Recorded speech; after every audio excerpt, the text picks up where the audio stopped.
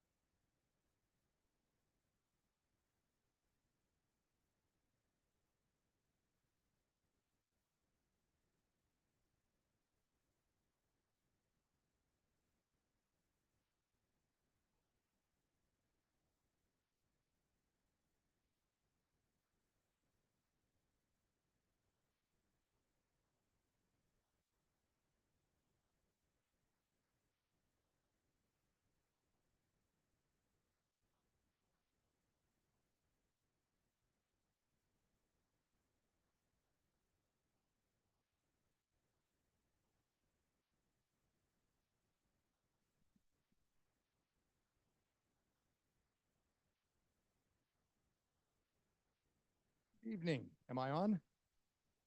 Very pleased to see you all here tonight. I'm Michael Green. I'm the CEO of the United States Studies Center here at the University of Sydney, joined by my good friend David Sanger of the New York Times to talk about his new book and to talk about American politics and where the world is heading.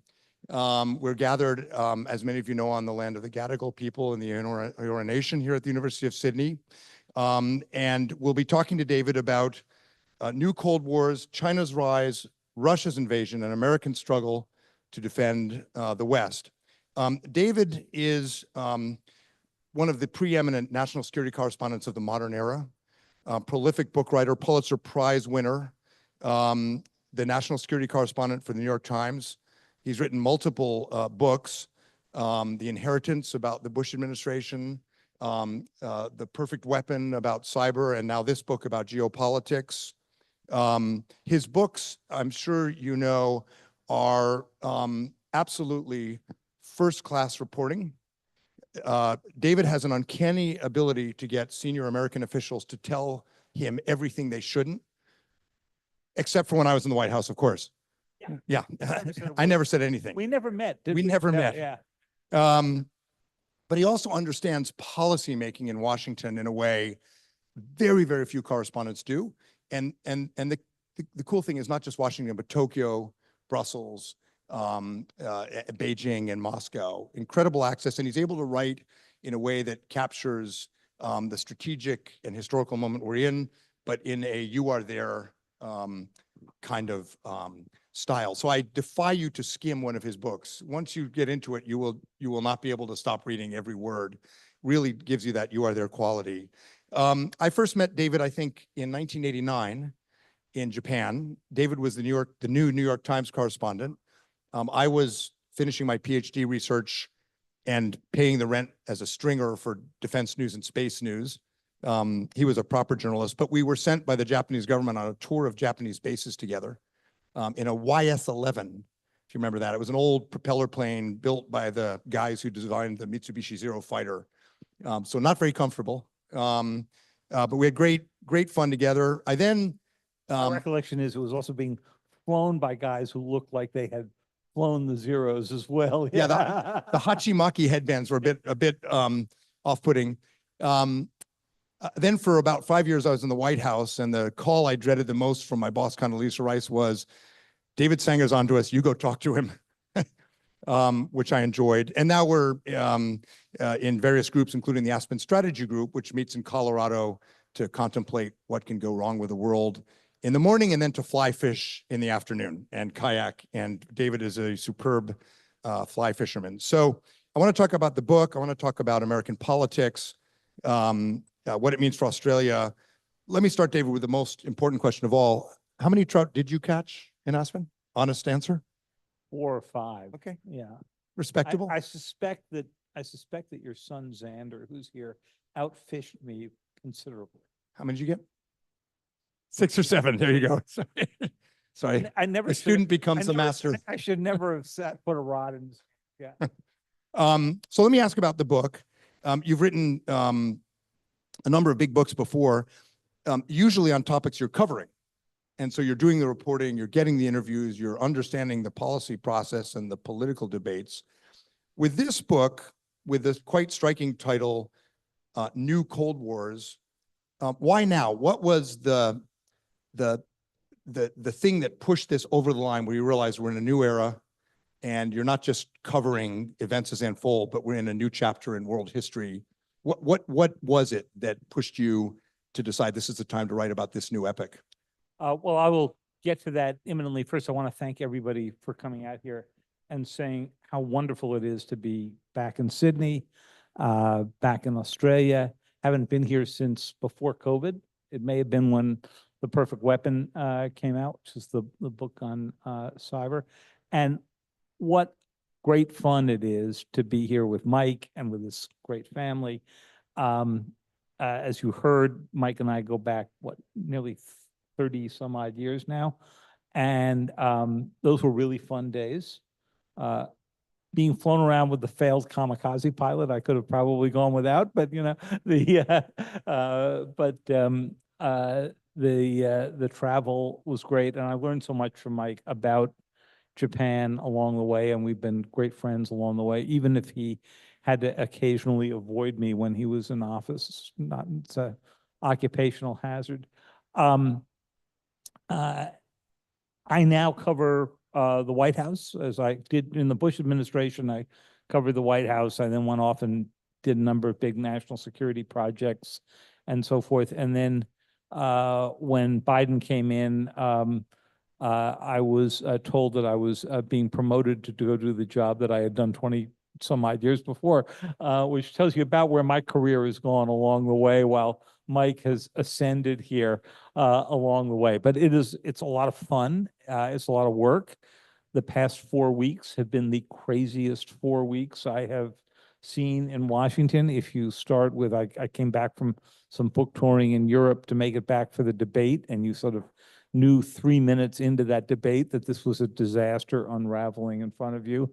And then the failed assassination attempt, and then a press conference, which we'll talk about with Biden, and then his withdrawal while Mike and I were sitting in a meeting room in Aspen, and now the Kamala Harris race. So I'm sure when we get to the Q&A, we will talk about that, and I'll hang out a little bit later on because I'm going to be signing books and stuff over there. So,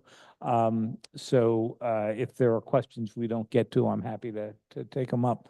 To Mike's question of why this book now.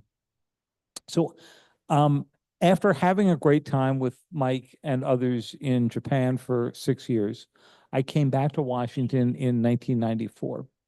And started as our international economics correspondent, because Tom Friedman, columnist who many of you probably read, had just gotten his column, and they had an absence of imagination about who was going to go into his job.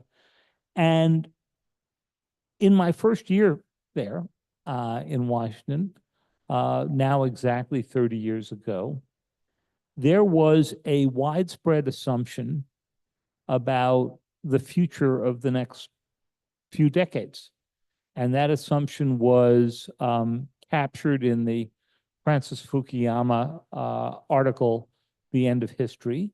But the assumption was liberal democracies had won, that China and Russia, each for very different reasons, would sign up to Western institutions, would begin to trade much more vigorously with the West, Russia selling its oil and gas. There was a thought it would diversify its economy. It didn't. That China, by being brought into the WTO, which happened a few years later, would basically begin to act like a Western nation. And that while neither country would become Jeffersonian democracies, nor would they become Australia, nor would they become Japan, that they would fundamentally see it in their economic interests to subjugate territorial concerns, wiping out ethnic minorities that they didn't care for, and that as the more they traded, the more they would liberalize. We now realize that every one of those assumptions was completely wrong. And what I really wanted to do with this book, Mike, was explore the question, how did we get the most fundamental geopolitical structure of the world so wrong 30 years ago? What's that tell you about what we may or may not be getting wrong now? And what caused this failure? Was it an intelligence failure? Well, it's a little bit different than, not finding weapons of mass destruction in Iraq, or not predicting a nuclear test in Pakistan and India, or missing development in North Korea, because very few of the things that were happening here were secret. They were playing out basically in front of us. Was it wishful thinking? There's always a lot of that in geopolitics, particularly in Washington. Was it projection of our values and assumptions on other countries, because there is that wonderful American ability to say, well, of course, they're driven entirely by profit, as we would be, and therefore they would do nothing to jeopardize their future markets. I mean, every American president that I covered, from Bill Clinton on, had some version of that. No one had it worse than Donald Trump, who thought that everybody, the Iranians, the Iranians would give up their nuclear program for a good deal. The Chinese would stop being a problem if they could if he could just get his next trade deal and so forth.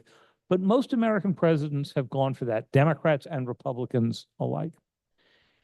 And as I thought back over the period of time I had covered all of this, I realized that we had consistently overemphasized every sign of cooperation with the North Koreans on the six-party talk, something you spent a lot of time on, with Iran, where China and Russia sat on the European and American side of the table negotiating the 2015 nuclear accord with Iran.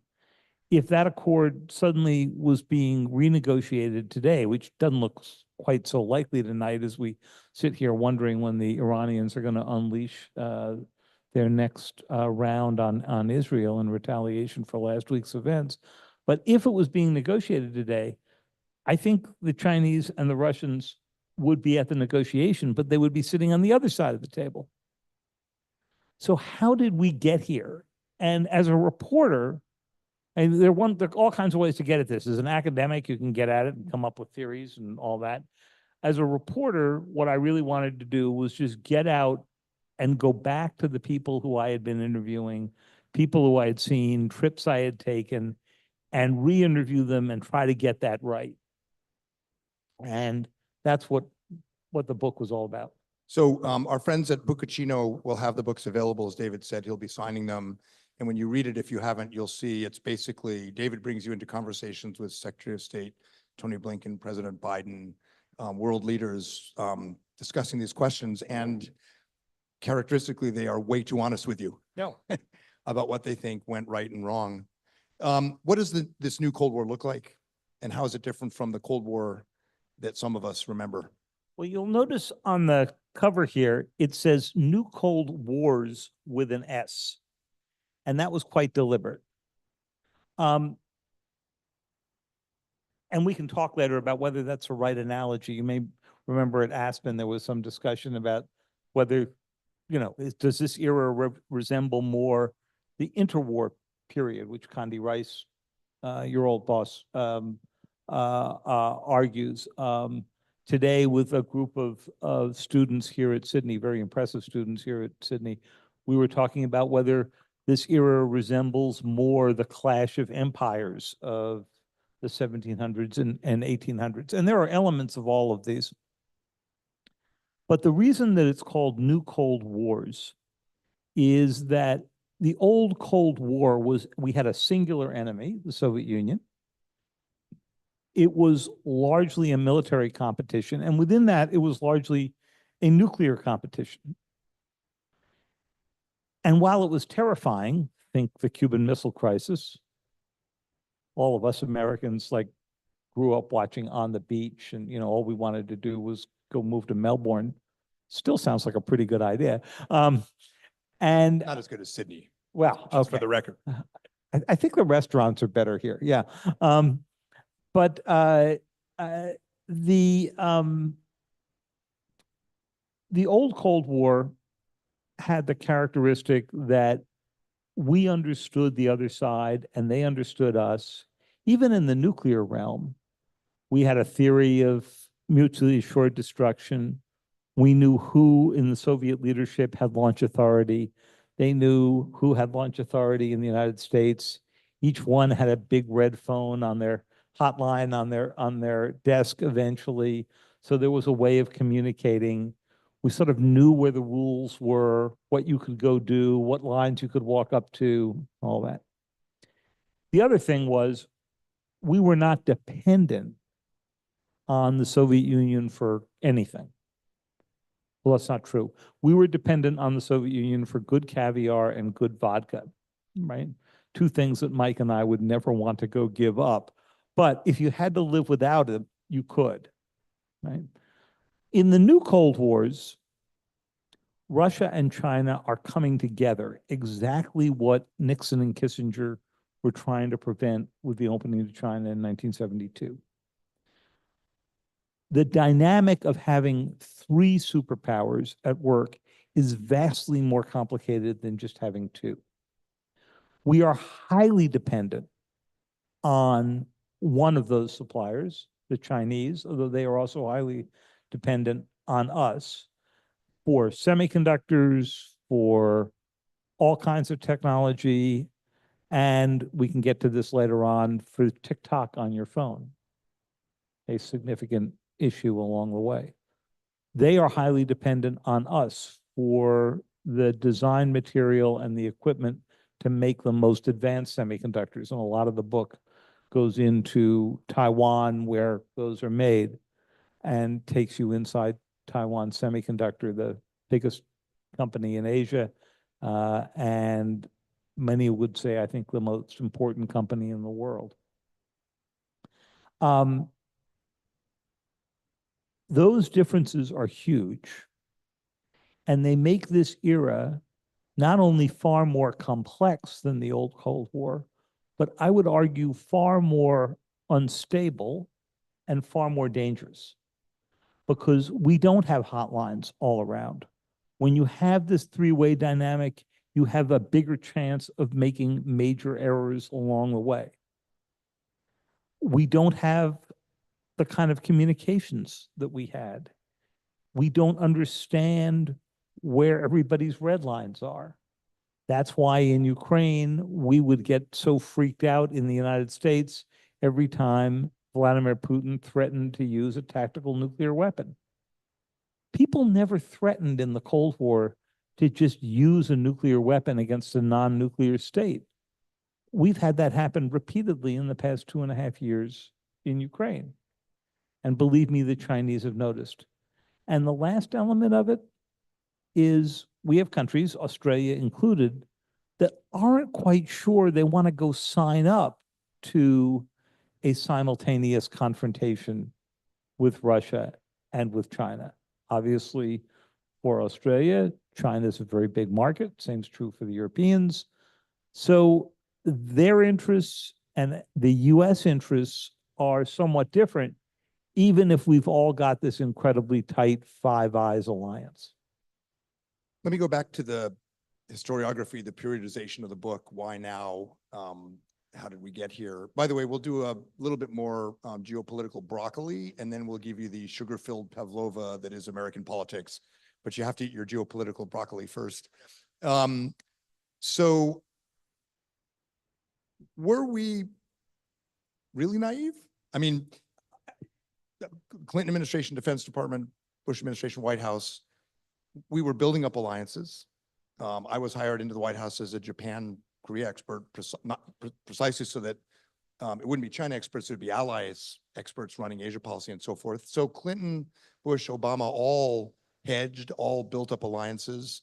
It was a bet, but it wasn't a complete prediction. And in some ways, Hu Jintao was very different from Xi Jinping. Vladimir Putin maybe was the same Vladimir Putin, but he wasn't acting the same in 2003, 4, 5. What happened? Is it something structural where we should have known all along? Was it Xi and Putin? You focus on their personalities and the role there. Was it American mistakes? What brought us to this point? And were we really naive not to see it? I wasn't, but you know, well, collective. Right. Obviously, Mike had it right from the start. There are elements where I think we were naive. I tell the story in here of going to Beijing University with Bill Clinton at the end of his time in office. And he gave a fabulous speech that I believed every word of at the time, that basically said, the internet will set you free. Once everybody in China is connected up to the internet, and at that moment, a lot of people in China were connecting for the first time, They will see the freedoms and benefits around the rest of the world, and it will undercut the power of the Communist Party. It was a really great speech. It's just every element of it turned out wrong, right? Communist Party figured out how to use the internet and its related technologies that spun from it, facial recognition, the ability to go into and monitor your email conversations, later your text messages and so forth, to develop not only the world's most exquisite methods of social control, but also to go turn that into a business and sell it to other authoritarian regimes. I mean, that's what Huawei will do for you if you want. They will sell you not only the communications package, they will bring in the folks to sell you the monitoring package, right? So with that part of it, I think we were naive. There's a story in the book early on, Mike, in chapter 1 called Floating Down the Never River. And it's the tale of your old boss, George W. Bush, and his wife, Laura, and Putin and his then wife getting on a yacht on the Never River in St. Petersburg, right after they had been to a really bizarre version of the Nutcracker that had been written by a Soviet dissident. You can imagine how much George W. Bush enjoyed going to an evening of a non-traditional version of the Nutcracker. And on that float down the river, they talked about Russia joining the European Union.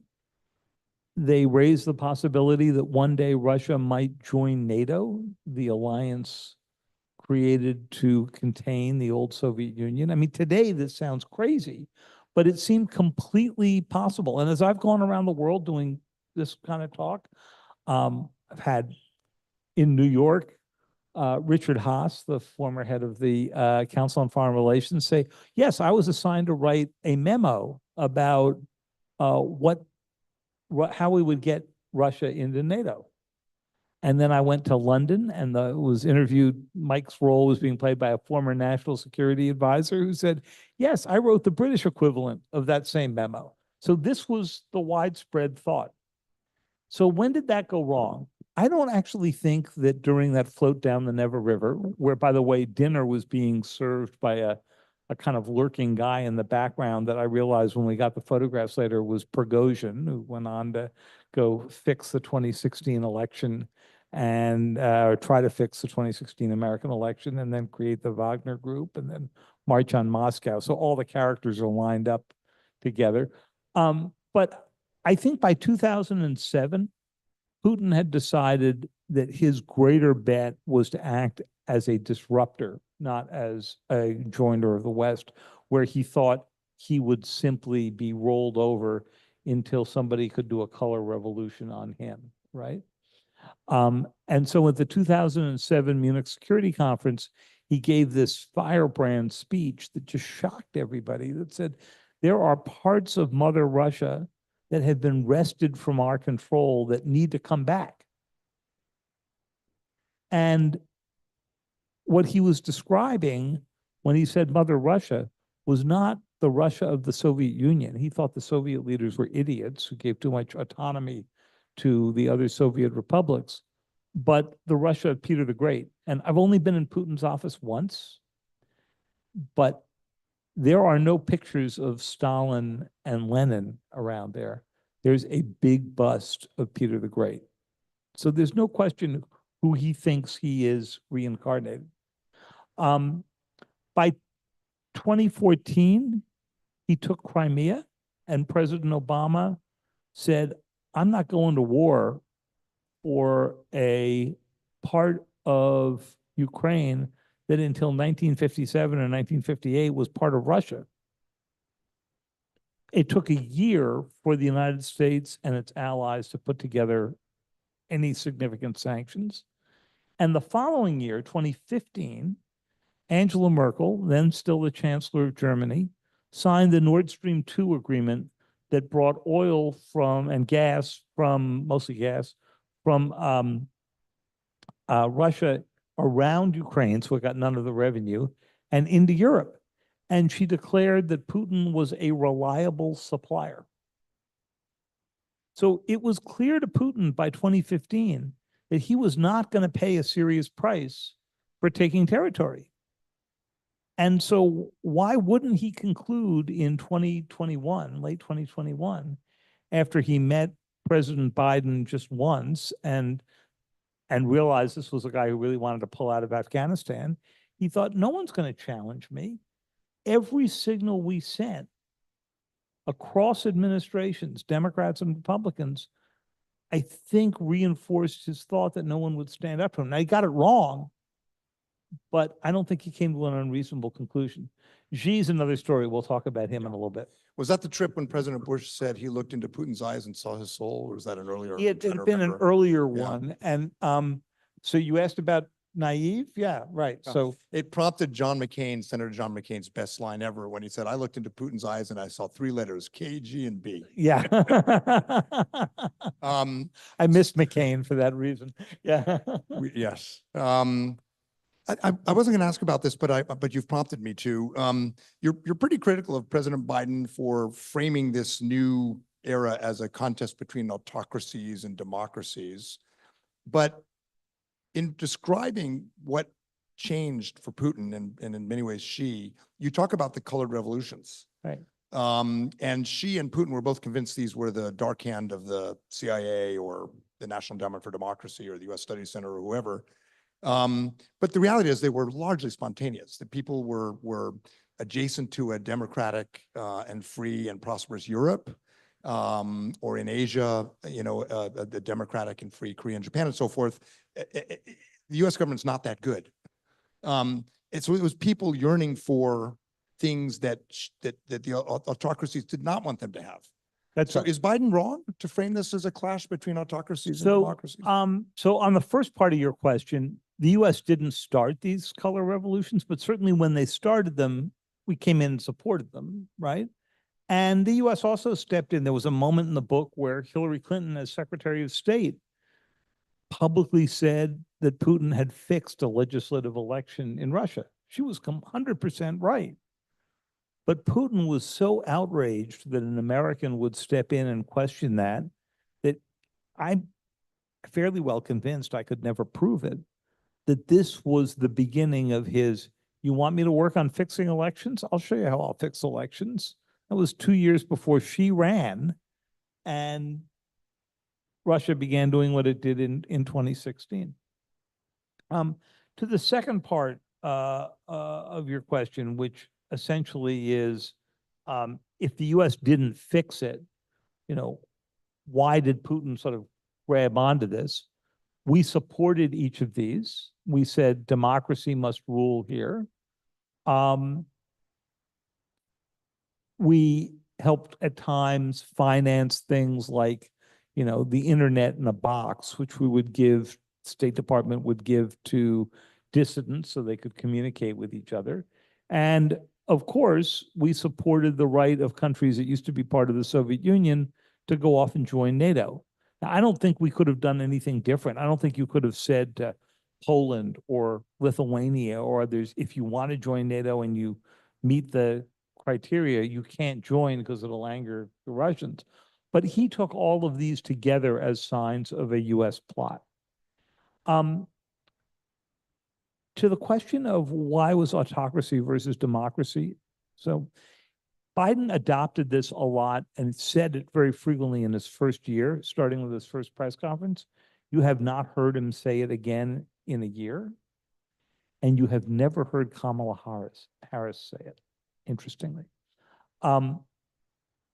Because inevitably you end up dealing with countries like Saudi Arabia that don't fit neatly into that democracy versus autocracy. They are a close ally that is also a nasty autocracy, right? And the moment where this fell apart for Biden was when he landed in Saudi Arabia against the advice of some of his aides, but obviously others were in favor of it, and ended up doing that fist bump with MBS. And suddenly it was just shooting fish in a barrel to ask administration officials. So tell me, in the autocracy versus democracy setup that the president gives, which one are you dropping Saudi Arabia into? And the Saudis are just the easy example. Awkward. The book, as you pointed out, is titled New Cold Wars, plural, but you have a quote at the very beginning where Xi Jinping says to Putin, this is at their summit before the Beijing Olympics, I assume, that there are world changes, let's drive those changes together. And Putin It was says, actually a "Yes, let's-" year after the year Olympics after. that he said it, yeah. And Putin says, yes, let's do it. And they have a great quote from Churchill that goes shortly afterwards in the early Cold War years, in the early 50s, where he says, the great democracies triumphed in the Second World War, and so we're able to resume the follies which had so nearly cost them their life.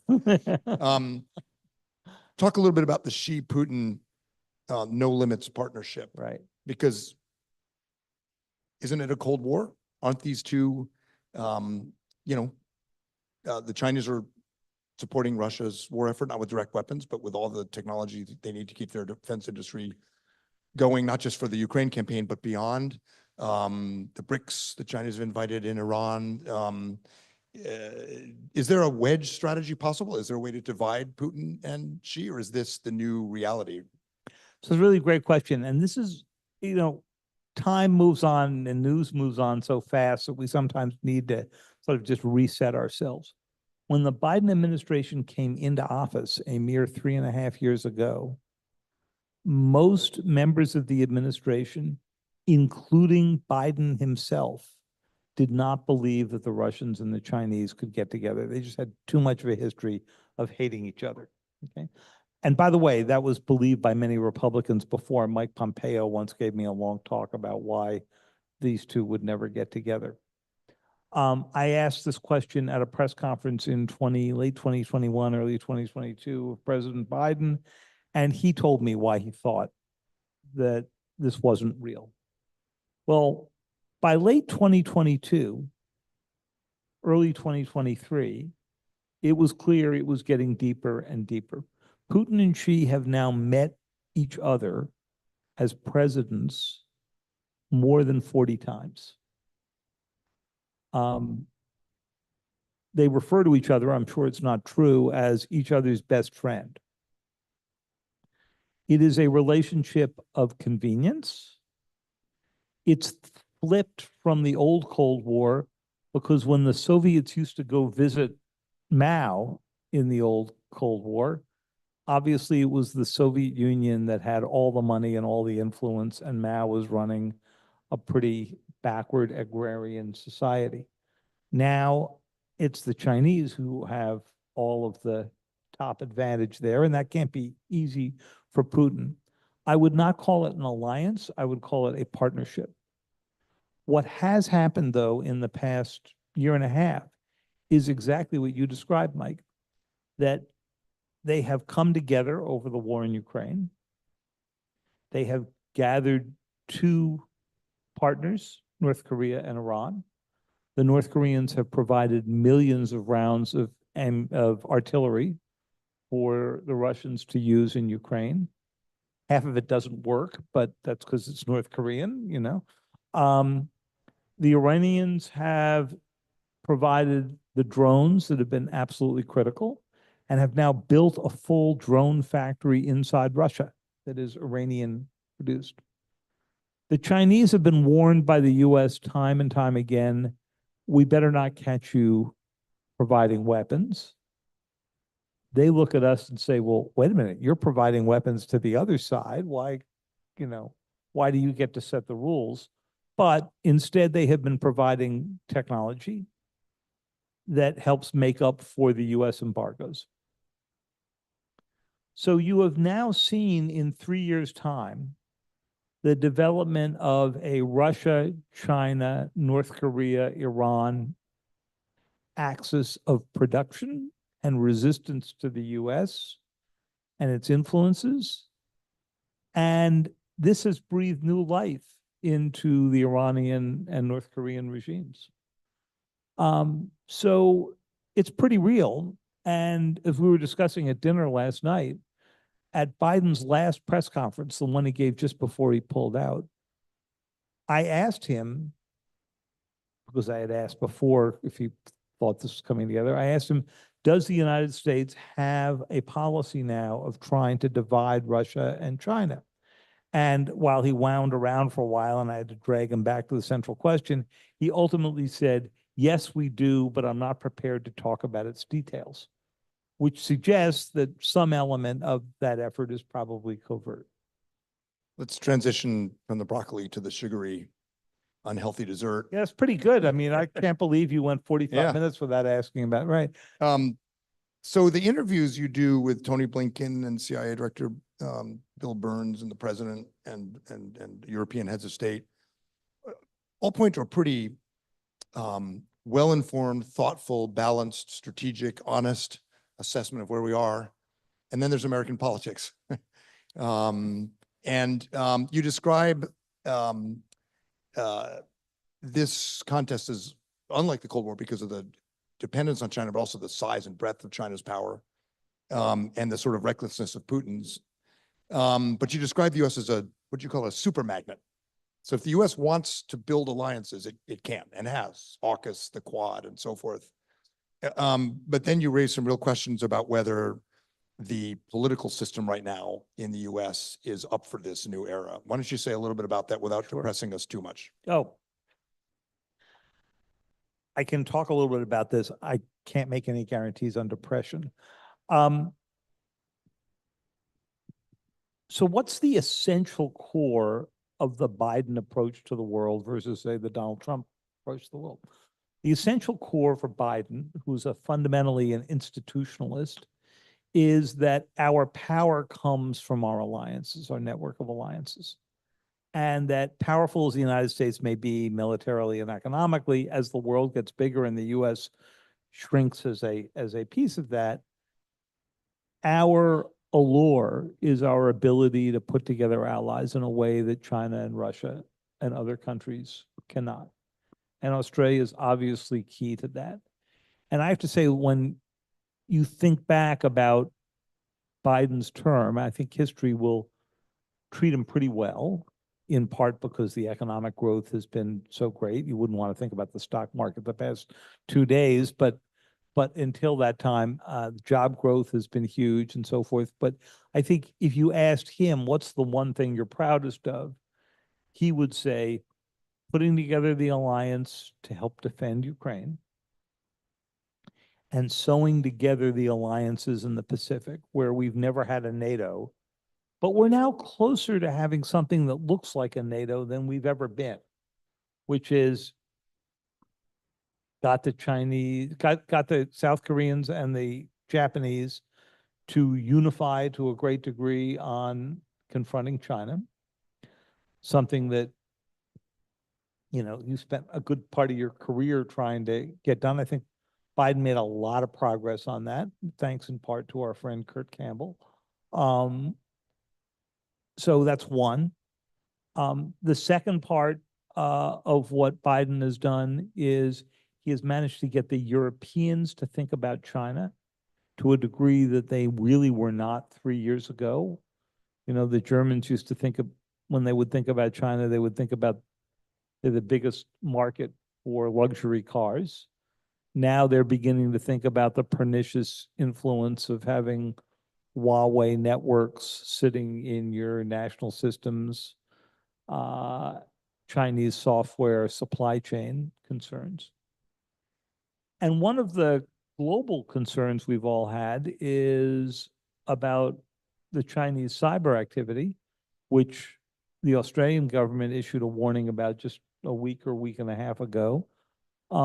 In the United States, there's a Chinese program that's probably triggered more meetings than anything else I can think of in the cyber realm at the White House, called Volt Typhoon, to put malware in the electric grid, the water systems, and so forth, that presumably you could use to turn off those systems and slow down an American response to an incident in Taiwan, or get Americans to so think about what life is like without water and electricity and the internet that they would not focus on what's happening in Taiwan 4,000, 5,000 miles away. That is a big change for Biden. The Trump worldview is, if you're running a trade deficit with us, we're not going to go defend you. You basically got to be we've got to be winning from you economically, and that these defense agreements are a burden rather than a source of strength and growth. And, while we all say what we say about Trump, it's hardly the first time in American history this has happened. I mean, it happened in the 1800s, happened in the early 1900s. It happened before World War II with the first America First movement. Not that Trump knew very much about that when he signed on to it, but he hardly invented this approach.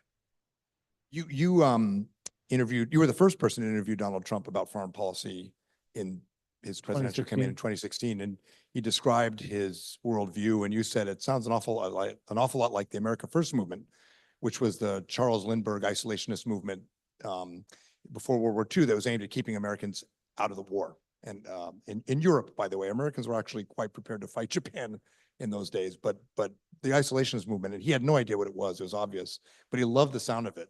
And so now there's an America First Institute, and the Trump campaign talks about America First foreign policy. Thanks a lot.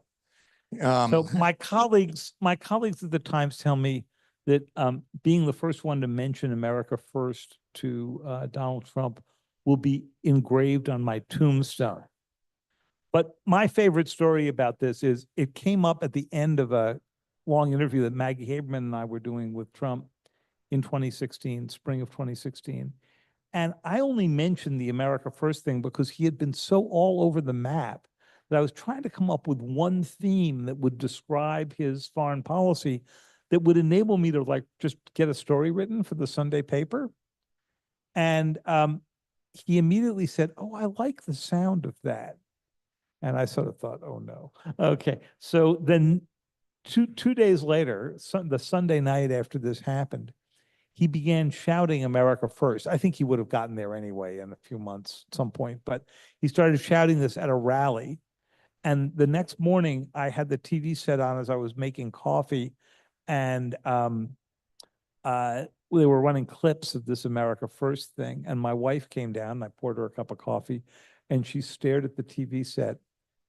And with that wilting line that only a spouse can give, she took a sip of coffee and she said, "I hope you're really proud of yourself." You said earlier the Trump worldview, and you were describing Donald Trump's worldview, but then there's the Trump world's view, which is quite diverse. I mean, you have people like Bill Hagerty, Robert O'Brien, who would be sort of more traditional Republicans, and you have the Rick Grenells and possibly Vice President J.D. Vance, who are much more in that isolationist America First.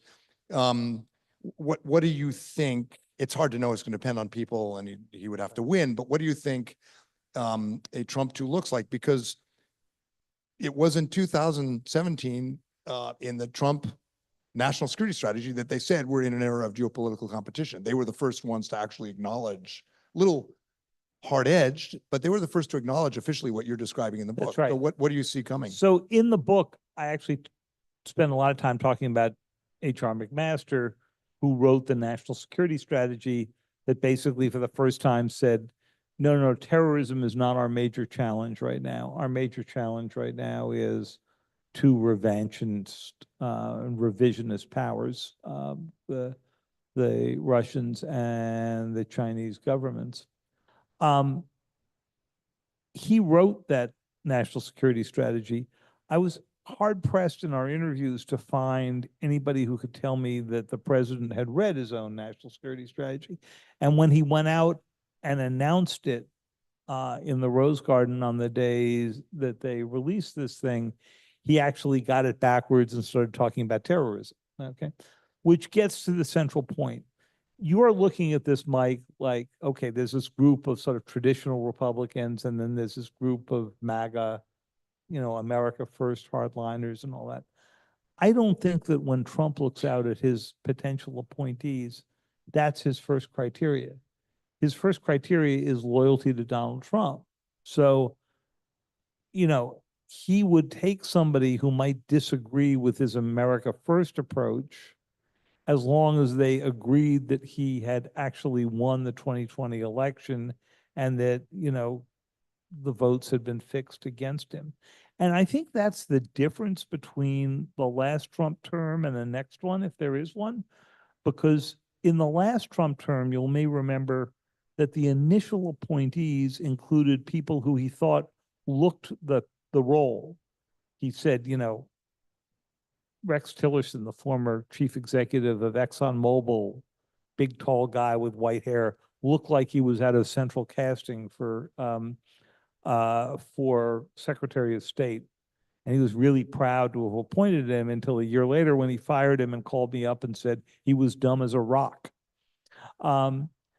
He loved General Mattis because General Mattis's nickname, which Mattis himself hated, was Mad Dog. And he thought, okay, that'll scare other countries.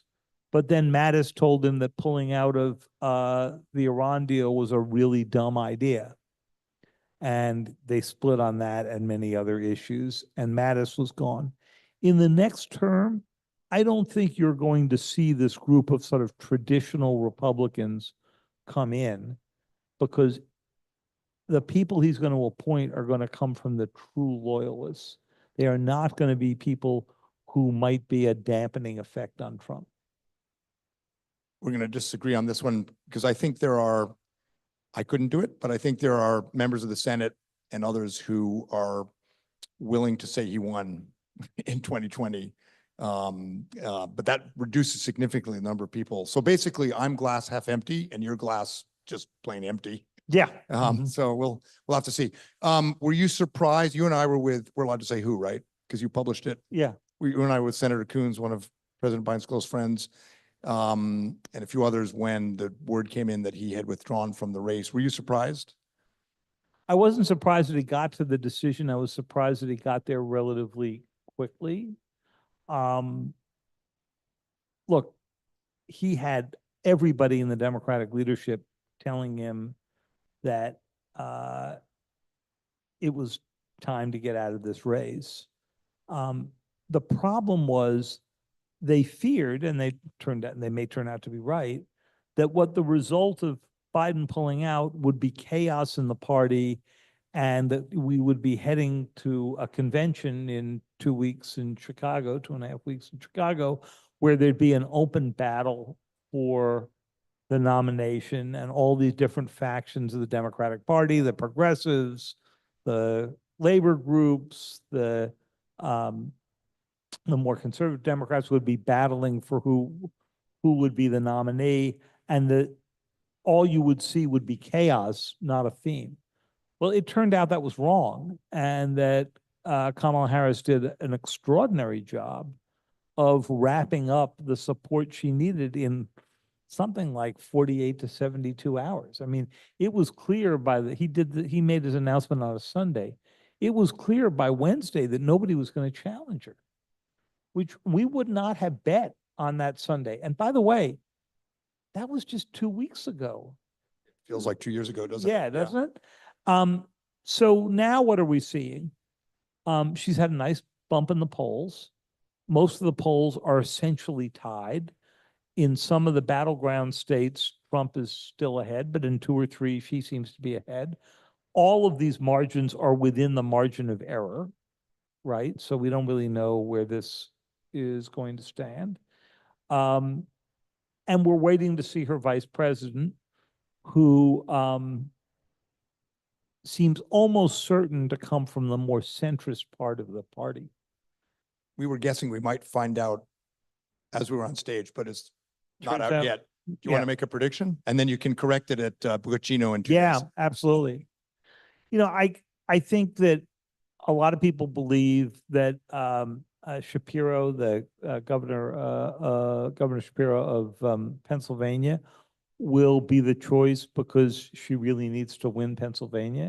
It's really hard to understand how she could win by our crazy electoral vote system, which is to say, not crazy in that why it was invented, but just trying to understand how this whole system works and how it is that we could have had so many elections in recent times where one candidate won the popular vote, but not the electoral.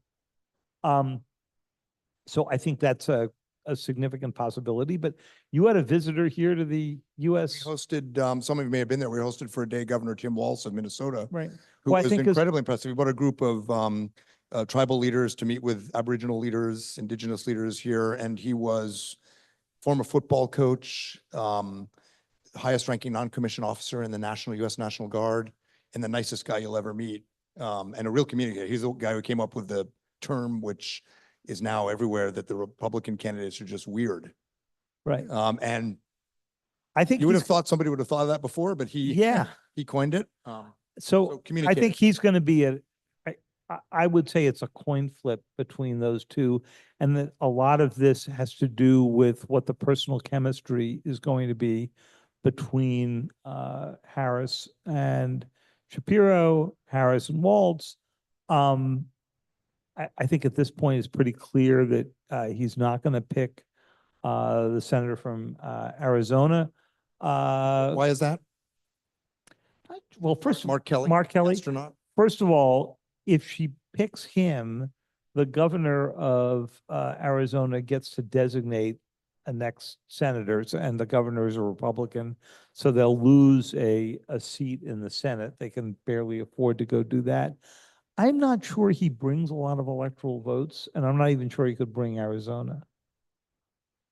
What was the joke? This is the only job in America today where you have to be a middle-aged white guy. What do you think a Harris administration would look like on these issues, on foreign policy, defense, alliances, So- trade? Interesting, because she has said relatively little on foreign policy. One area that she has staked out is she has been more publicly critical of Israel than Biden himself has been mostly in recent days. She has been on most of the phone calls with Prime Minister Netanyahu. The great unwritten history of the Biden administration, and maybe Biden himself will write this, is what it's been like to deal with Netanyahu on these cases. I mean, Netanyahu was in Washington just a week ago and didn't happen to mention that they were getting ready to assassinate the lead negotiator for Hamas, or the other steps that they've taken in the past week. So Biden has just been furious at Netanyahu for months now. But the U.S. has a real commitment to defend Israel, and if the Iranians unleash a big missile attack the way they did in April, clearly the U.S. is positioning itself now and its allies to go try to intercept those again. And that may play out as early as tonight. Before we go to Q&A, what we're going to do is we have microphones. The ABC is recording this, so we'll ask you to wait until you have the microphone so everyone can hear you, and to keep the question to David short. But before we turn to the audience, let's sort of bring it back to Australia. The key elements in geopolitical competition, you say, are nuclear weapons, space, and artificial intelligence. And you talk about the small yard, high fences, the policy to control China's ability to compete in semiconductors in particular that relate to AI. What does this mean for Australia, a country that much more than the US depends on trade with China? I do always point out that US trade with China, although it's only 8% of our annual trade, is larger than the trade of Korea, Japan, and Australia combined with China. So there is a lot of US economic interdependence. But for Australia, it's well over 30% trade depends on China. So what does this all mean for Australians in geopolitical and economic terms? So if you ask most Americans, I think they will tell you the Australians already made their choice. They made it in World War I, they made it in World War II, they made it by joining the Five Eyes, that you were as integrated into the Western alliance system as any country could be.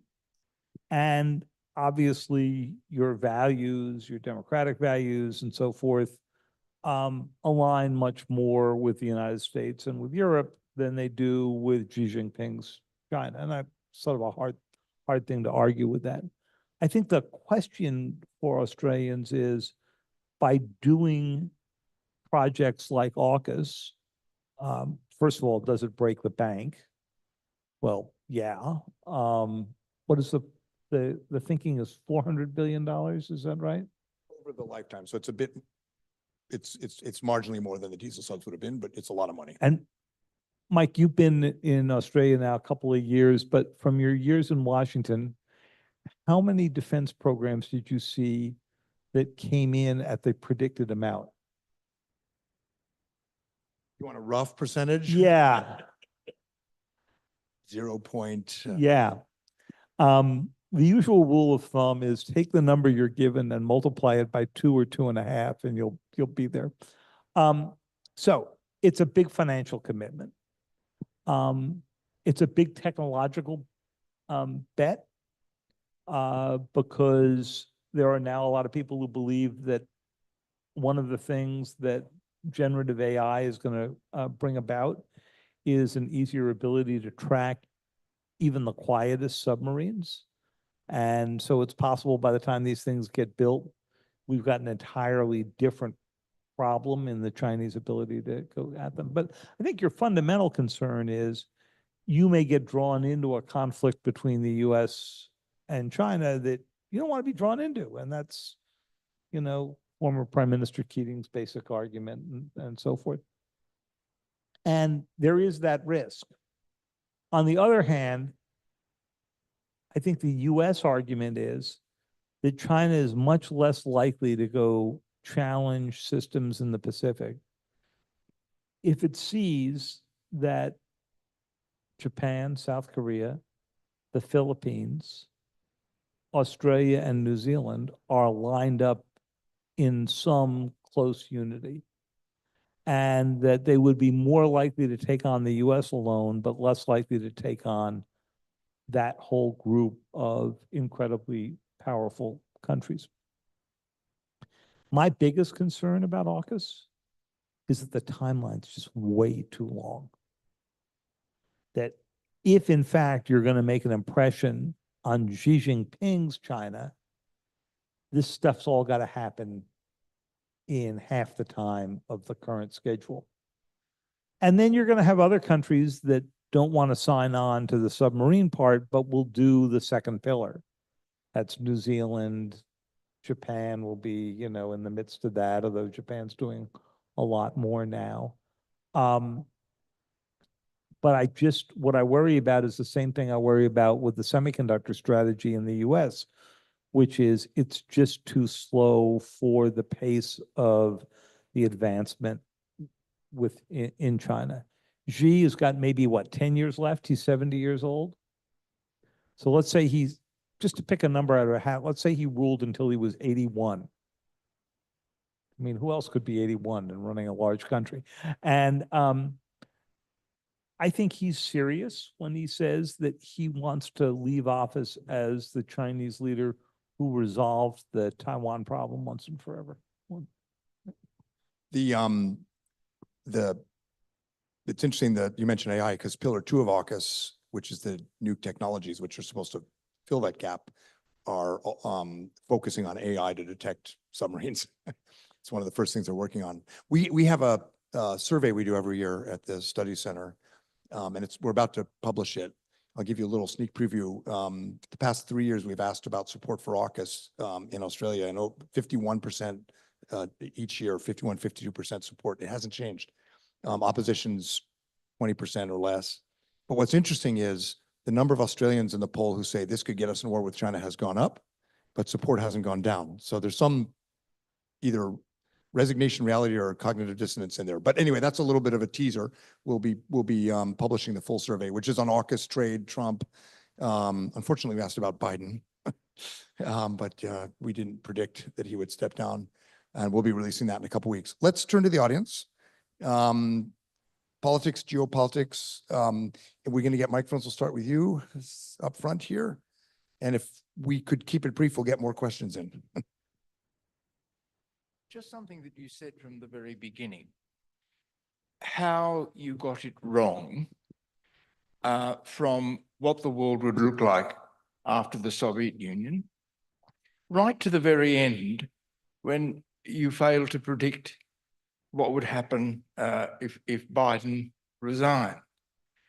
With all the resources and the knowledge and the skills of US studies, why don't you ask yourself seriously, how do we get it so wrong? Where's the point at which you're failing to identify the position? And for my feeling, it's got to be something about your perception. It can't be the research. And by you mean the New York Times, right? The American system. It's not just the American system. It's Japan, Europe, it's Australia. So the last one, the Biden leaving office part, that one I think we got right. I mean, The New York Times. we, the New York Times, and much of the country. I mean, I think the country recognized it before Biden recognized it. This was a case of Biden catching up with public opinion and then the political will of his own party. But that was on a single decision for a single individual. The broader question you're asking is the central question of my book, which is the biggest geopolitical question, the biggest intelligence question is, what's the world going to look like? What will the balance of power be like X number of years from now? And clearly, the way the world looked to us in 1994 is radically different than 2024 for all the reasons we just described. And when you think out ahead the next 30 years, what has been our projection? Our projection has been China will emerge as the world's largest political, economic, and military power. That's sort of been the driving concept in Washington for the past 10 or 15 years.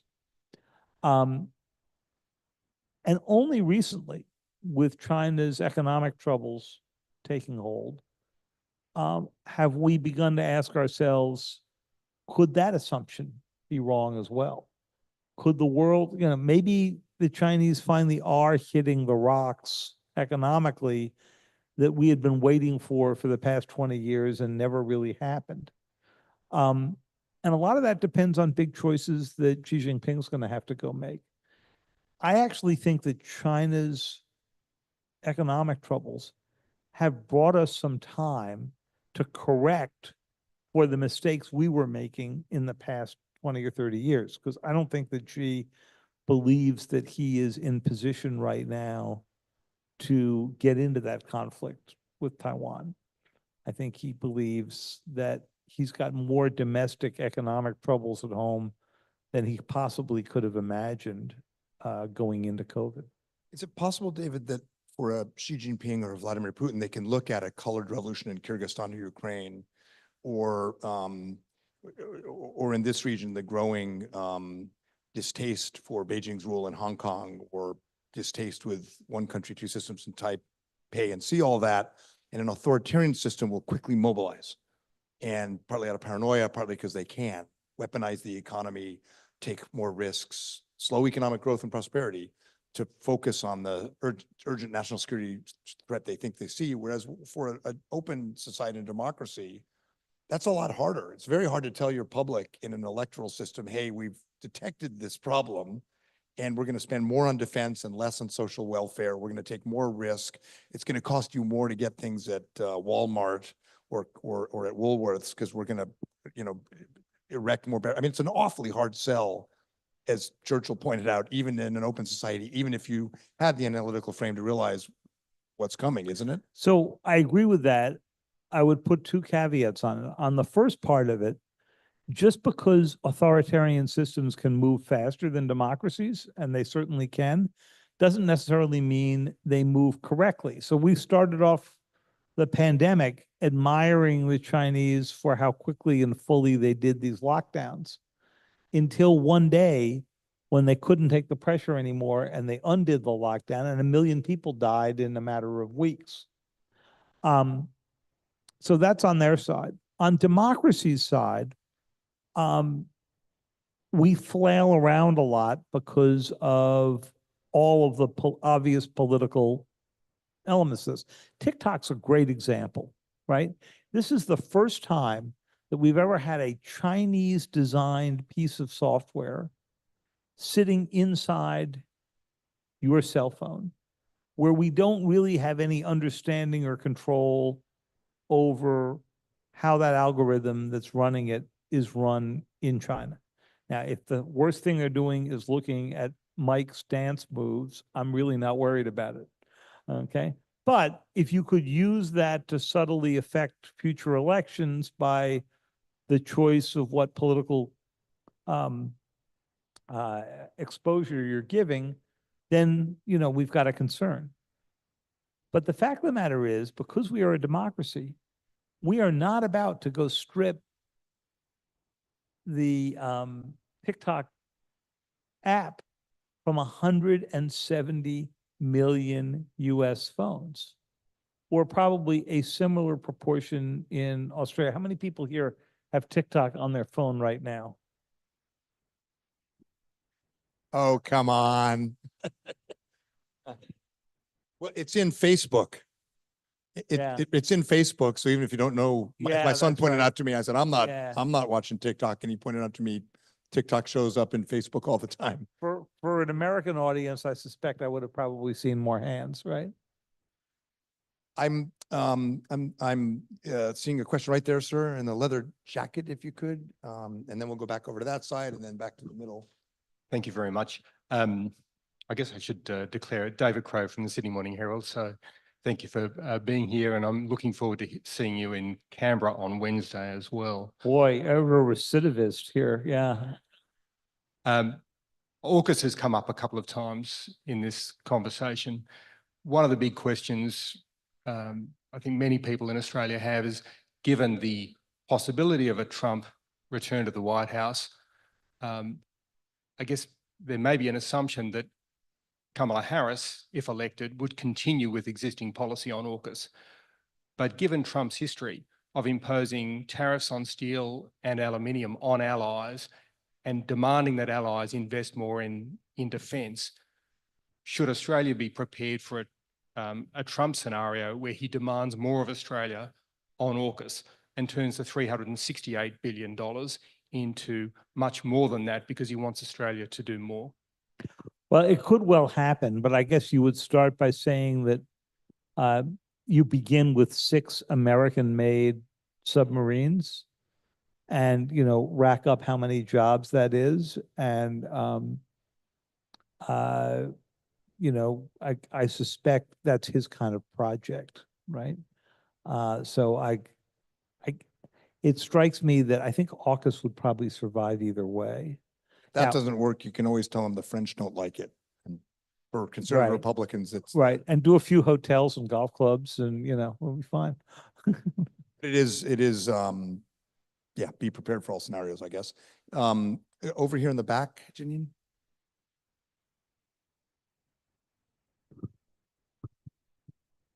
Thank you very much. They let me, another American, sneak in if the accent's not obvious. I grew up about 20 minutes from Independence Hall, and it, I think, instilled in me an unabiding belief in democracy. But I think based on what you just said and your comments about, you know, authoritarianism, even if it doesn't move right, it can move quicker. It seems that the US may not be prepared to properly manage the geopolitical challenges of the 21st century. I understanding that constitutional change is exceedingly difficult in the United States. In an ideal scenario where it was more possible, are there recommendations or thoughts that you would have to change the US system to make us better able to tackle these geopolitical challenges going forward?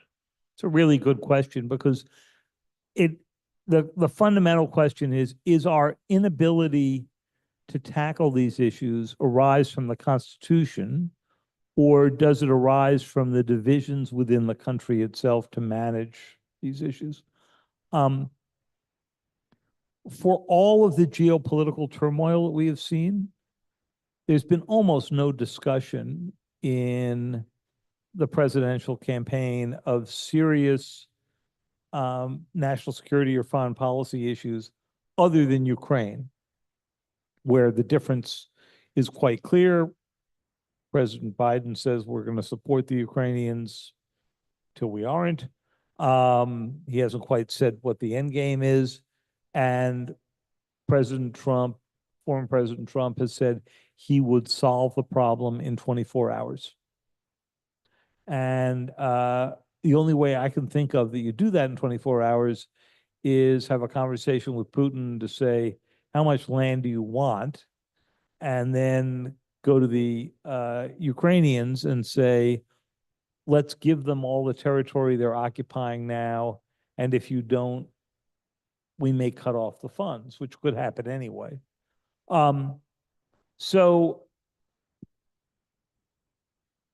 Americans, no surprise to anybody in this room, don't stop and think about our comparative position in the world or geopolitical roles anywhere near as much as people in other countries who feel like they are driven by this would want them to. And so I worry about the fact that we have a hard time focusing on these issues when we are united, and we're totally incapable of doing it when we are wildly divided. Yes, ma'am. Right here. Yes, hello. I wanted to ask you, you talked about America First Party, and I've just had a conversation with someone actually about the libertarian, the right libertarian. And now there is the Project 25. There's not a lot of information, that we can glean here. I'm half American, half Australian, and I'd just like to know your insight on that. And should we be worried, basically? So the Project 2025 stuff, a lot of it's been published, and a good deal of it is on the website of the Heritage Foundation. Heritage Foundation was Mike probably remembers it as like a serious conservative leaning think tank.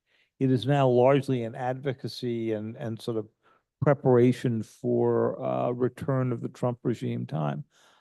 Trump has, once he discovered that there were things in there that were a political liability, he has begun to distance himself from the project. It's difficult. I think J.D. Vance wrote one of the introductions to one of them and said at one point this would be highly influential in the beginning of a new campaign. So now there are all these resentments within the Heritage Foundation that they have been thrown under the bus along the way here. I don't think all of the ideas in Project 2025 would get adopted. What's interesting is it's essentially a party platform. And during the Republican convention, they brought their entire party platform down to 16 pages or thereabouts. And you know that Donald Trump had influence in it because when you read it through, there were a lot of capital letters and exclamation points. And clearly he had actually line edited, pieces of this. But 2025 provides more of an outline of what one could do. It's just Trump doesn't want to be very specific about whether or not he's signed on to it. It is certainly was written by people who were on the Trump side of the political ledger. What did he say? He said, I haven't read it. I had nothing to do with it. I disagree with some parts. I like some parts. It's just, they're scrambling. But Democrats are delighted to have it. Oh yeah, because it gives Yeah. them something. By the way, this I haven't read it thing. I love. There was a moment at the end of his presidency when we published something. I can't remember if it was his tax returns or some critical bit, and he announced very publicly that he was canceling all New York Times subscriptions for the White House. Okay, I mean, I didn't really notice that we were being read all that carefully at the White House in those days anyway. So about 3 days later, an administration official from the White House calls to complain to me about a story we had written. And I said, you can't be complaining about the story. And he said, well, yeah, I am, because you guys got it wrong. I said, how would you know that? You canceled all your subscriptions. He hung up on me, so. We have time for more. Yes, why don't we get the gentleman in the back and we'll get you two over on that side. We'll do There's two and then somebody- finish there's up. Somebody waving their Okay. hand highly over All right. there. You Why can don't you do always two at a buy a time? book and corner David afterwards. So we'll do a quick rapid fire. We'll get you, sir, and then you, ma'am, right here. And then I saw you back there. Thank you very much. What should Australians do if Trump, God forbid, if Trump wins the elections and pulls the states of NATO and hands Ukraine over to Russia? What should Australians do? And when, that's my first question, when Trump says, hold on, I'm coming, who is he talking to? So we'll get, why don't we get, I'm going to get a couple and then you. Did you hear We'll all just the do NATO one per customer. So it's what should Australia or otherwise do if Donald Trump does follow through on what you think Oh, is his formula for Ukraine? And then right up here, Beck, second row. Sorry, can't get it, but I encourage you to buy a book and slip in a question to David when he's signing. Yep. The issue with autocracies is that it's the political elite that make all the decisions, and it's quite remote from the population. And in Iran, in North Korea, and in China, they have substantial populations, and also in Russia. I work with a lot of people from Russia and China, and their perception of their governments is widely different, and not necessarily supportive. Is that going to play into the decision-making in the future, especially in Russia? Because there's a lot of concern from some of the younger populations, certainly in Iran, their view, and they have a substantially youthful population. They're not necessarily supportive of their government. Can't say the same for China. Also, there's another really big population and increasingly important economic power that we just don't hear a lot of, and that's India. How is that going to play into all of this? And the very last one in the back there, Janine. Very complicated. I'm just taking you back, please, to, well, Project 25 it was suggested that they were behind the ascendancy of J.D. Vance, and he is apparently, or appears to be, just a nastier version of Trump. I'm interested in how Harris can leverage Republicans for VP, Kinzinger of Illinois, there's Kemp of Georgia, and I'm not sure who the other one is, but surely that kind of nexus of getting the Republicans who see the Trump previous presidency and the potential for the future as being just toxic and very negative and divisive, how she can leverage that into a VP role. You get those Okay. three? I think so. I may need a little help. along What the way. about what to do if Right, Ukraine's so banning let's start on, separate Xi and Putin from their people and right. how to exploit So JD Vance? let's start on the first. I think the Ukraine issue is going to be a bit separated from the rest of the Trump approach to the world. I mean, he's been pretty clear from the start that he did not support the American role in Ukraine. He said in that 2016 interview that Maggie and I did with him that he didn't see why this was America's problem. And I think the biggest concern is going to be that it will revive all of the usual questions about whether or not Trump is in some way in the thrall of Putin. He clearly admires strongmen, whether it is Putin or Xi or Viktor Orban. These are not people who you would associate with democratic values. And I think that's your biggest concern rather than the territorial one for Ukraine, although there is a significant issue there. On the authoritarianism issue, look, we're in an era of democratic recession. I said to you at the beginning that we thought the world was moving in the direction of more liberal democracies. And it turns out the pendulum has swung back considerably. Just look at Venezuela over the weekend, right? I mean, clearly Maduro lost, but I suspect you're not going to see him leaving power anytime soon. The question is, how much is it the role of the United States and its allies to call those moments out? Or at one moment, do we say, it's not in our economic interest, we don't want to anger an authoritarian government? And every country makes its own calculation on that. And there's a big section of the book involving countries that basically say, don't make us choose.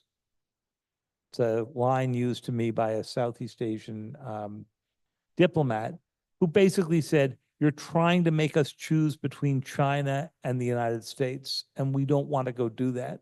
And the trick of the matter, the fact of the matter is that in some areas, including restricting high technology, we're going to have to make a choice.